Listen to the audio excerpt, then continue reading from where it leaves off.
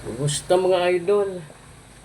Ngayong araw magluluto tayo ng gulay dahil may natira akong tilapia.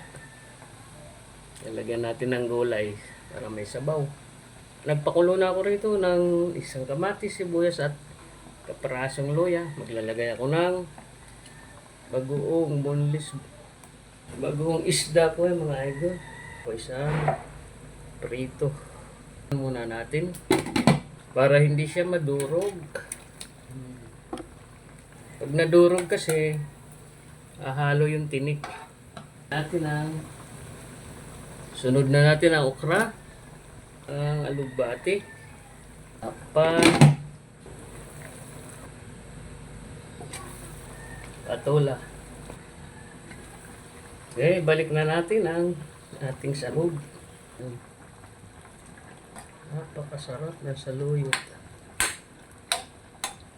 Tikman natin ulit. Ayun, kasarap. Thank you for watching mga idol.